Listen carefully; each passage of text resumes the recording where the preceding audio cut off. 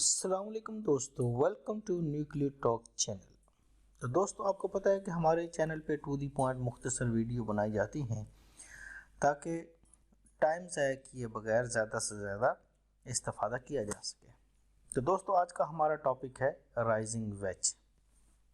Rising veg pattern कैसे बनता है और हम इससे कैसे फ़ायदा उठा सकते हैं, मैं आज आपको डिटेल में बताता हूँ। तो दोस्तों, आए हम इसको समझते हैं कि राइजिंग वेज पैटर्न कैसे बनता है। तो दोस्तों, सबसे पहले तो शर्त इसकी ये है कि ये अप का ट्रेंड होना चाहिए, यानी कि प्राइस नीचे से ऊपर की तरफ जा रही हो। उसके बाद हम देखते हैं कि प्राइस एक टॉप बनाती है, इसको हम रेजिस्टेंस पॉइंट कहेंगे। फिर प्राइस नीचे आती है और फिर यहाँ पे एक सपोर्ट बनाती है।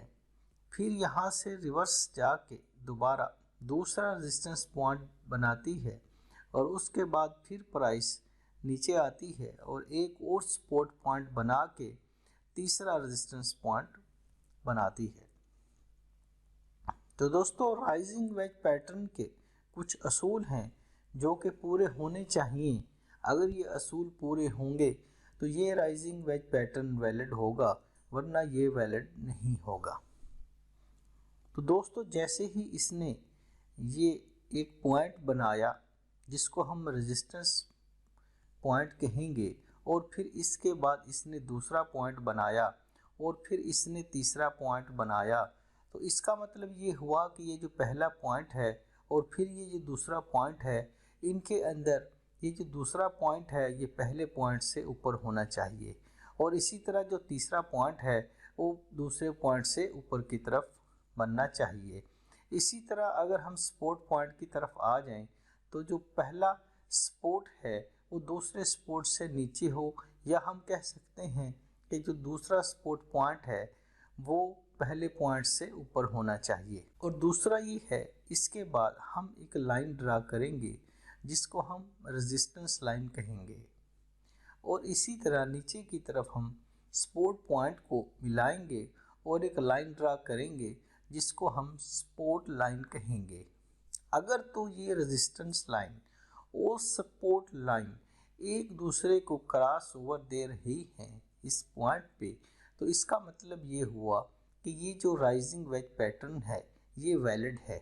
और अगर ये क्रॉस ओवर नहीं दे रही बल्कि एक दूसरे के पैरेलल आगे चलती जाती हैं, तो फिर हम इसको राइजिंग वेज पैटर्न नहीं कहेंगे।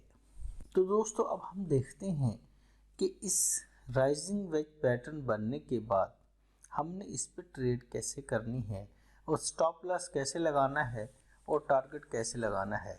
तो दोस्तों, अगर आपको किसी भी टाइम फ्रेम के चार्ट पे जो आप यूज़ कर रहे हैं इस तरह का राइजिंग वेज पैटर्न मिले, तो फिर हमने देखना ये है कि हमने इसके पे ट्रेड कैसे करनी है, हमने अपनी एंट्री कैसे लेनी है, टारगेट कैसा लेना है और फिर स्टॉप लॉस कैसे लगाना है।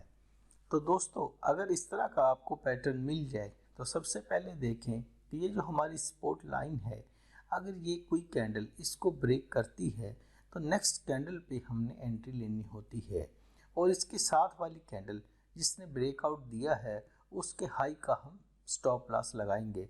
यहाँ पे स्टॉप लॉस लगाने से पहले और ट्रेड लेने से पहले अपने रिस्क रिवार्ड रेशो की कैलकुलेशन कर लें जो कि 2% से ज़्यादा ना हो। तो दोस्तों, अगर आपका रिस्क रिवार्ड रेशो के हिसाब से कैलकुलेशन मुकम्मल होती है तो फिर हम यहाँ पे एंट्री लेंगे। अब हमारा जो नेक्स्ट प्लान होगा वो ये होगा कि हमने प्रॉफिट किस जगह बुक करना है। तो दोस्तों, ये जो रेजिस्टेंस का पहला पॉइंट है और नीचे जो सपोर्ट का पहला पॉइंट है, इनका जो दरमियानी फासला है यही हमारा आगे टारगेट होगा कि हमारी एंट्री और टारगेट इस फासले के बराबर होनी चाहिए। तो दोस्तों, यहाँ पे हमारा टारगेट पूरा होता है और अगर हम चाहते हैं कि हम मज़ीद इसमें प्रॉफिट ऐड करें तो आप ट्रेलिंग स्टॉप लॉस का यूज़ कर सकते हैं और अगर ये प्राइस वापस से ऊपर की तरफ जाती है तो फिर आपका स्टॉप लॉस हिट हो जाएगा और आप ट्रेड से एग्जिट कर जाएंगे। तो दोस्तों, ये था हमारा आज का टॉपिक, राइजिंग वेज पैटर्न जो मैंने मुख्तसर तरीके से इसकी फॉर्मेशन भी आपको बता दी कि ये कैसे वैलिड होता है और फिर इसमें एंट्री कैसे लेनी है, स्टॉप लॉस कैसे लेना है और फिर टारगेट कैसे लेना है और फिर आपने इसमें ट्रेलिंग स्टॉप लॉस का यूज़ कैसे करना है। तो हमारे चैनल को सब्सक्राइब करें, लाइक करें और ये वीडियो शेयर करें। और इसके डिस्क्रिप्शन में मैंने रिस्क रिवार्ड रेशो की वीडियो का लिंक दे दिया है, वो आप ज़रूर देखें ताकि कोई भी ट्रेड लेने से पहले आपको पता हो कि मैंने पर ट्रेड कितना रिस्क लेना है।